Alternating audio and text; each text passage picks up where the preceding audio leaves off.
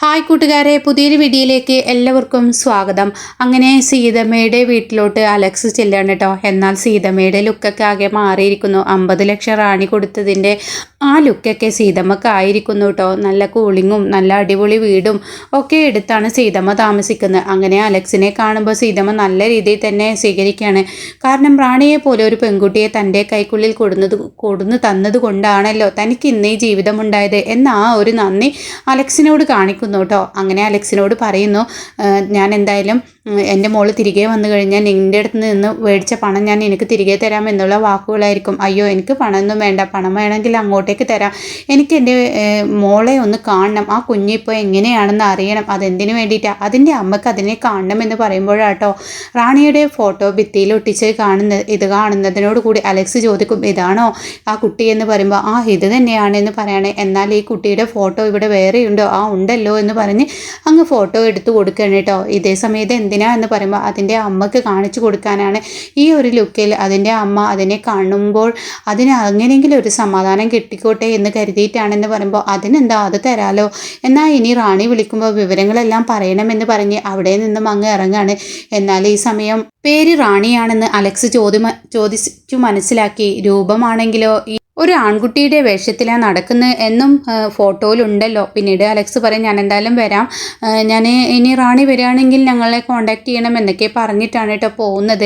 എന്നാൽ ഈ സമയം അർജുൻ്റെ ചെറിയ ഉള്ളിലെ സംശയങ്ങൾ ചെറുതായൊക്കെ പുറത്തെടുക്കൽ തുടങ്ങി. അങ്ങനെ അർജുൻ്റെ കാലുമേലത്തെ ഇതും കയ്യിലെ കെട്ടൊക്കെ അഴിക്കുന്നത് കൊണ്ട് തന്നെ ഇനി റാണിയുടെ പരിപ്പ് അധികം പോവില്ല കേട്ടോ അർജുൻ്റെ മുന്നിൽ.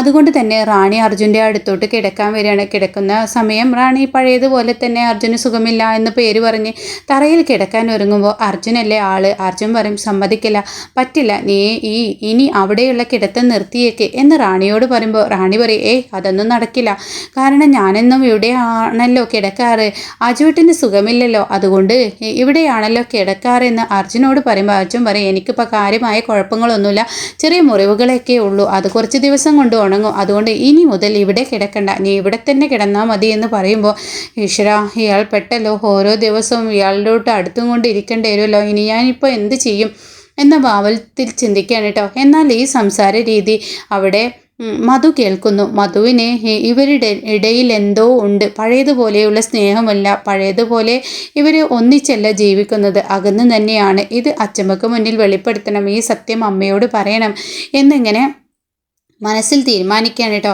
എന്നാൽ ഈ സമയം റാണിയാണെങ്കിലോ, ഈശ്വര, നേരത്തെ ഞാൻ ഇയാളെ ബലം പ്രയോഗിച്ചപ്പോൾ എന്തൊരു കരുത്താടോ തൻ്റെ കൈക്ക് എന്ന് പറയുന്നു, എന്നാൽ ഇയാളെ ഞാൻ തന്നെ കൈവെക്കേണ്ട അവസ്ഥ ആവുമോ, ഇയാൾ എൻ്റെ ദേഹത്ത് തൊട്ട് കഴിഞ്ഞാൽ ഇയാളെ ഞാൻ ഇടിച്ചു പരുവമാക്കും എന്നൊക്കെയാണ് റാണി മനസ്സിലാക്കുന്നത്.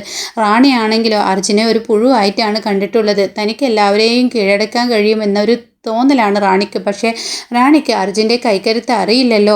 എന്നാൽ ഈ സമയം മധു ഓടിച്ചെന്ന്, അമ്മേ, എനിക്കൊരു കാര്യം പറയാനുണ്ട്, ഞാൻ എന്തെങ്കിലും പറഞ്ഞു കഴിഞ്ഞാൽ ഈ വീട്ടിൽ സംശയമാണെന്ന് എല്ലാവരും പറയും, അതുകൊണ്ട് ഞാനൊരു കാര്യം പറയട്ടെ, നീ മതി മധു വളച്ചു കെട്ടിയത്, നിൻ്റെ വളച്ചു കെട്ട് നിർത്തിയേക്ക്.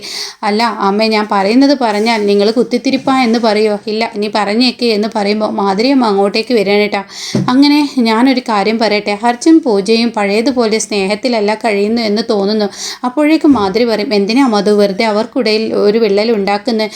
ഉടൻ പറയാം, അതല്ല മാധുരി ആൻറ്റി, അവർ ഒപ്പമല്ല കിടക്കുന്നതെന്നൊക്കെ തോന്നുന്നു എനിക്ക്, എന്തിനാ മധു വെറുതെ ഓരോന്ന് പറയുന്നത്? ഇല്ലാത്തത് പറഞ്ഞ് ഇനിയും അവർക്കിടയിൽ ഒരു പ്രശ്നം ഉണ്ടാക്കാൻ നോക്കണ്ട, അവർക്കിപ്പോൾ ഒരു ആക്സിഡൻറ്റ് പറ്റി, അതിൻ്റേതായ ഒരു കുറവുകൾ പൂജക്കുണ്ട്, പഴയ ഓർമ്മകൾ നഷ്ടപ്പെട്ടതുപോലെ പൂജക്കുണ്ട്, നമ്മുടെ അരുണിമ ചേച്ചി എങ്ങനെയൊക്കെയാണ് കാട്ടിക്കൂട്ടിയതെന്ന് നിനക്ക് ഓർമ്മയില്ലേ, പിന്നെ അവരുടെ പിറകെ എന്തിനാ ഇങ്ങനെ നടക്കുന്നു എന്നവിടെ പറയുമ്പോൾ ഇന്ന് തന്നെ മധു, നീ കാരണം എന്നോട് പൂജമോൾ ചൂടാവേണ്ട അവസ്ഥ വരെ എത്തിയില്ലേ. അപ്പോഴേക്കും അച്ചമ്മ പറയും, ശരിയാണ് പറയുന്നത്, ഇനി ഒന്നും മധു അവരുടെ പിറകെ നടക്കലൊന്നും നിർത്ത്, മതി എന്ന് പറയാനേട്ടോ.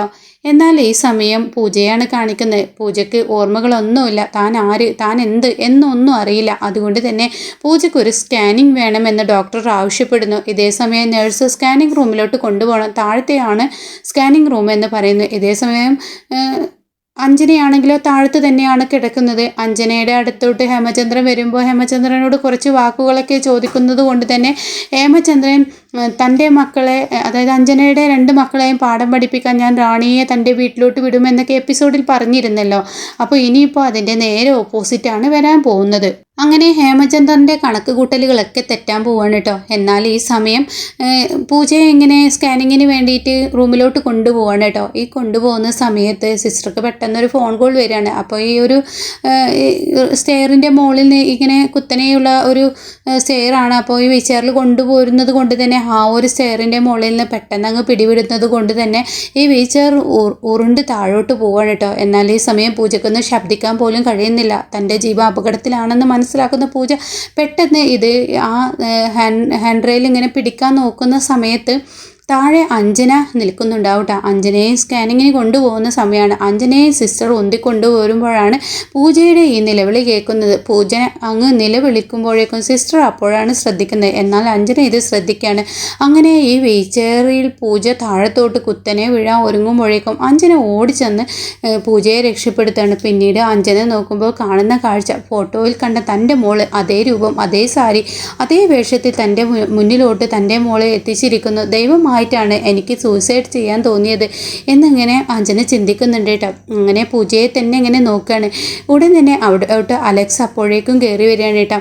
അങ്ങനെ ഇതാരാ എന്താ എന്ന് ചോദിക്കാൻ ഒരുങ്ങുമ്പോഴേക്കും സിസ്റ്റർ ഈ ഒരു കുട്ടിയെ വിളിച്ചു കൊണ്ടുപോവാണ് കേട്ടോ. പൂജയെ അങ്ങ് കൊണ്ടുപോവുകയും ചെയ്യേണ്ടത് ഈ കുട്ടിയെ സ്കാനിങ്ങിന് കൊണ്ടുപോവാണെന്ന് പറയാണ്. എന്നാൽ ഈ സമയം അഞ്ജന എൻ്റെ മോളാണ് എന്നുള്ള വാക്കുകൾ പറയുമ്പോഴേക്കും അങ്ങ് കൊണ്ടുപോവുകയും ചെയ്തു. നിങ്ങൾ വരൂ, നിങ്ങൾ സ്കാനിങ് കഴിയട്ടെ എന്ന് പറഞ്ഞിട്ട് അഞ്ജനയെ അവർ കൊണ്ടുപോകാൻ കേട്ടോ. അതുകൊണ്ട് തന്നെ അഞ്ജനയ്ക്ക് പൂജയോട് സംസാരിക്കാൻ കഴിയുന്നില്ല. അങ്ങനെ സ്കാനിങ്ങിന് പോയി വന്ന അഞ്ജനയുടെ അടുത്തോട്ട് അലക്സ് വരികയാണ്. അലക്സ് വന്ന് കാര്യങ്ങളൊക്കെ പറയാണ്. ഞാൻ അഞ്ജനയെ വളർത്താൻ കൊടുത്ത ആ അമ്മയെ ഇന്ന് കണ്ടു. അപ്പോൾ പറയും, എൻ്റെ മോളെ ഞാൻ ഇവിടെ വെച്ച് കണ്ടോ, ഇതാണ് ഫോട്ടോ, എൻ്റെ കയ്യിലുണ്ട് എൻ്റെ മോളെ. അപ്പോൾ അവളുടെ പേരെന്താ? ആ അമ്മ പറഞ്ഞു റാണി എന്നാണ് പേര് എന്ന് പറയാൻ കേട്ടോ. അങ്ങനെ ഈ അലക്സ് റാണി എന്ന് പേര് പറഞ്ഞു കൊടുക്കുന്നു. എന്നാൽ ഈ സമയം ഇപ്പുറത്താണെങ്കിലോ മൂപ്പൻ്റെ മകൾ പേരറിയാത്തത് കൊണ്ട് തന്നെ പൂജയ്ക്ക് പേരിട്ടിരിക്കുന്നത് റാണി എന്നായിരിക്കുന്നു.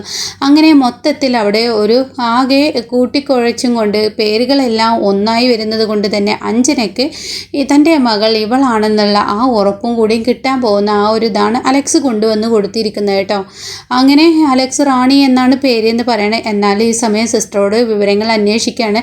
ഈ ഫോട്ടോയിൽ കാണുന്ന ഈ കുട്ടി ഏത് റൂമിലാണ് താമസിക്കുന്നത്? ഇന്ന റൂമിലാണ് എന്ന് പറയണേ. അങ്ങനെ അഞ്ജന എനിക്ക് അങ്ങോട്ടേക്ക് പോകണം, അലക്സ് ചായൻ എന്നെ കൊണ്ടുപോകുമോ എന്ന് പറയുമ്പോൾ തീർച്ചയായും ഞാൻ കൊണ്ടുപോകാം എന്ന് പറഞ്ഞ് 2 പേരും അങ്ങോട്ടേക്ക് പോവാണ് കേട്ടോ. പൂജയാണെങ്കിൽ ഓർമ്മയും താനാര് താനെന്ത് തൻ്റെ പേരെന്ത് എന്ന് പോലും അറിയാതിരിക്കുന്ന പൂജയുടെ മുന്നിലോട്ട് ഇവരങ്ങ് ചെന്ന് അമ്മയുടെ പൊന്നു മോളെ എന്ന് പറഞ്ഞ് കെട്ടിപ്പിടിക്കുമ്പോൾ പൂജ നിങ്ങളാരാ എന്നുള്ളൊരു ചോദ്യമായിരിക്കും. എന്നാൽ മൂപ്പനും മകളും ആകെ സങ്കടത്തിലിരിക്കുകയാണ്. താൻ ഇനിയിപ്പോൾ ഇവളെന്ത് ചെയ്യുമെന്ന് അറിയാതെ ഇരിക്കുമ്പോഴായിരിക്കും അഞ്ജന വരുന്നത്. അങ്ങനെ അഞ്ജന പറയും, അമ്മയുടെ മോളെ ഒരുപാട് കാലമായി അമ്മ കാണിച്ചിട്ട് ഇരിക്കുന്നത്, എൻ്റെ പൊന്നു മോളെ റാണി എന്ന് പറഞ്ഞിട്ട് ആ പേര് വിളിക്കുകയാണ് കേട്ടോ. ഇത് കേൾക്കുന്ന ആ മൂപ്പൻ്റെ മകൾ റാണി എന്നോ? എൻ്റെ മോളുടെ പേര് റാണി എന്നാണ്.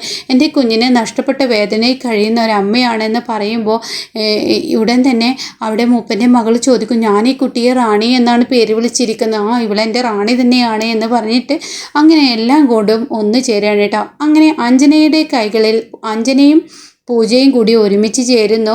ഇതേ സമയം ഹേമചന്ദ്രനെ വിളിച്ച് അഞ്ജന കാര്യങ്ങൾ പറയുന്നു. പിന്നീട് ഹേമചന്ദ്രൻ വരുമ്പോൾ ഹേമചന്ദ്രനും എന്തുകൊണ്ടും നല്ലത് ഇനിയിപ്പോൾ ഇവൾ അങ്ങോട്ടേക്ക് പോവുക എന്നുള്ളത് തന്നെയാണെന്ന് ഹേമചന്ദ്രൻ മനസ്സിലാക്കൂട്ടോ. അങ്ങനെ കാര്യങ്ങളൊക്കെ കൈവിട്ടു പോകുന്ന ആ ഒരു അവസ്ഥയിലോട്ടാണ് ഇനി കഥ പോയിക്കൊണ്ടിരിക്കുന്നത്. ഹേമചന്ദ്രൻ റാണിയെ അങ്ങ് കൊണ്ടുവന്നു കഴിഞ്ഞാൽ തീർച്ചയായും ഇവളെ കൊല്ലാമെന്ന് കരുതിയ ഹേമചന്ദ്രന് കണക്ക് കൂട്ടലുകളെല്ലാം ഇനി തെറ്റാൻ പോവാണ് കേട്ടോ. ഇതിനിടയ്ക്ക് പലവരും കമൻ്റ് ഇടുന്നുണ്ട്, ഒരച്ഛന് 2 മക്കൾ ഒരേ മുഖത്തിൽ വരില്ലല്ലോ എന്ന്. പക്ഷേ ഇതിലൊരു കഥയുണ്ട് കേട്ടോ. കഥ പിന്നീട് പറയാവേ. ഒരു പ്രാവശ്യം ഞാനിതിൽ പറഞ്ഞിട്ടുണ്ട്. അപ്പോൾ അതുതന്നെയാണ് ഇനി കഥ വരുന്നത്. ഇവിടെ എന്തായാലും ഹേമചന്ദ്രനെ വലിയൊരു വില്ലൻ വേറെ ഇരിക്കുന്നുണ്ട്. അത് അരവിന്ദൻ തന്നെ ആയിരിക്കും.